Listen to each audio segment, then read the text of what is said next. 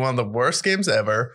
Why are the Broncos so bad? Why is Nathaniel Hackett the worst coach already? He's challenging Urban Meyer last year. And then why is everyone all of a sudden hating on Russell Wilson? Why is Russell Wilson all of a sudden a terrible quarterback? Why do people see Geno Smith as a more viable option that's gaining traction in the NFL right now?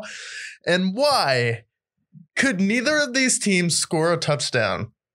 When we were talking about it, I'm pretty sure I picked this game was going to be 9-6, something like that last week. And we were both like, yeah, they're probably not going to score a touchdown this game. No Javonte Williams, no Jonathan Taylor. What happened? Came out, Colts, 3 straight time to Nyheim Hines. He's out of the game. So the Colts clearly don't have any wide receivers. We saw that.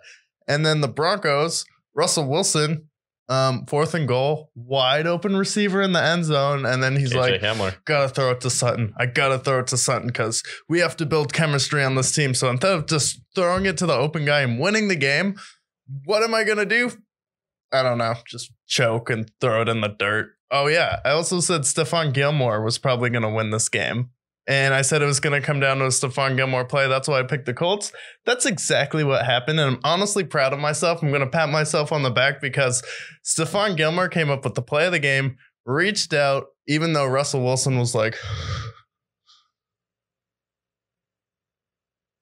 and then he just batted it away. But this game was awful, and it's definitely in the running for the worst game of the year. As a Russell Wilson fan, what did you think of this? We find all the reasons why this was one of the worst games ever. Now you know a game sucks. It's when the game is over, everyone said, is that the worst game ever? Yep. Same goes for the best games ever. But this game was so painfully bad. I knew the second that the Colts were done with their drive, because this is how their first drive went. Rush it with Nyheim Hines for a yard. Screen pass to Nyheim Hines for 2 yards. Throw it up the middle with Nyheim Hines. Concussion. Fun. Yep. Done. Like, oh, okay. Well, this is going to be a fun game. And then the Broncos, 3 and out. And the Colts, 3 and out.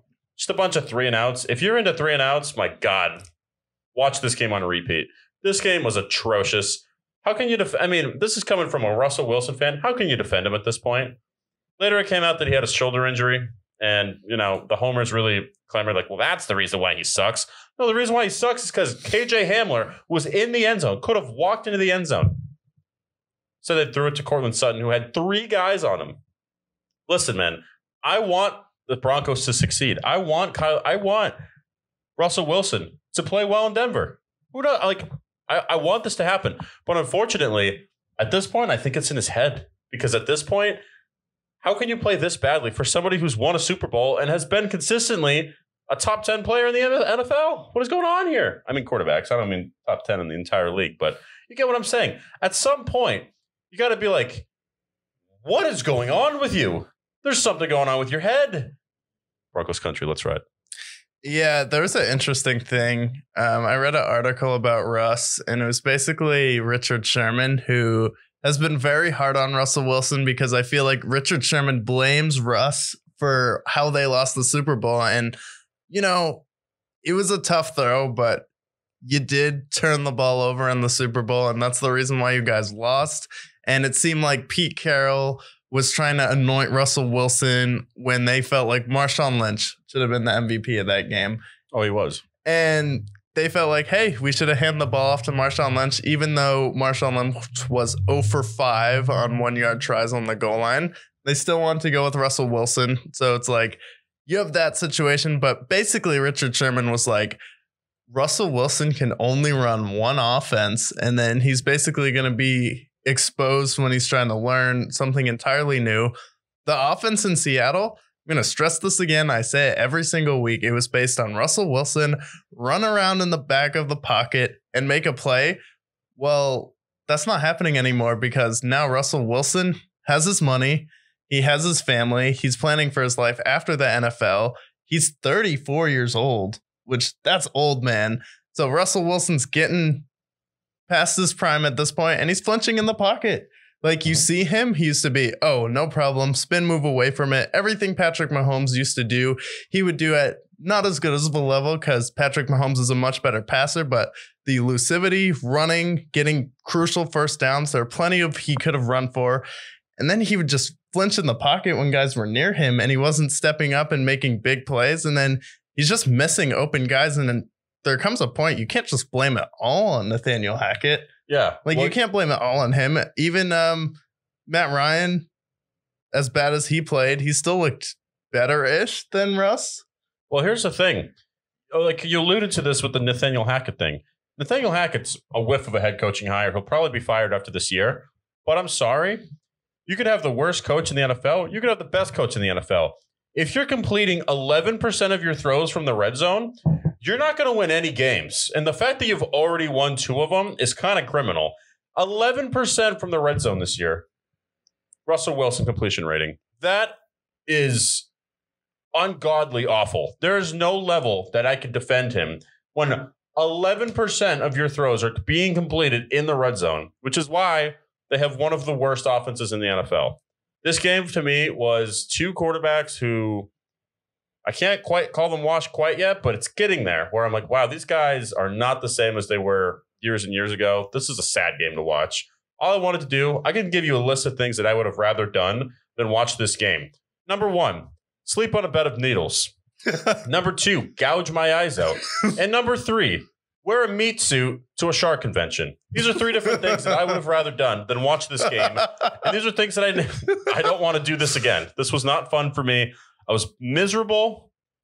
Yeah, that's the game. Colts and Broncos. Okay, so if I told you you have to sit in a room for an entire day, flipping back and forth between Jurassic Park Dominion and the Elvis movie for 24 hours straight, you have to keep watching it back and forth, or you have to watch this game for a day straight. What are you doing? What are you doing? 2 of your favorite movies, Jurassic Park Dominion and Elvis.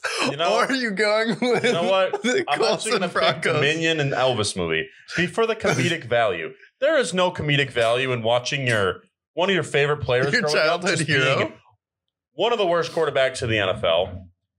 But watching a really bad Southern accent from Tom Hanks, I think I could eventually laugh at that if I'm in a fucking torture chamber.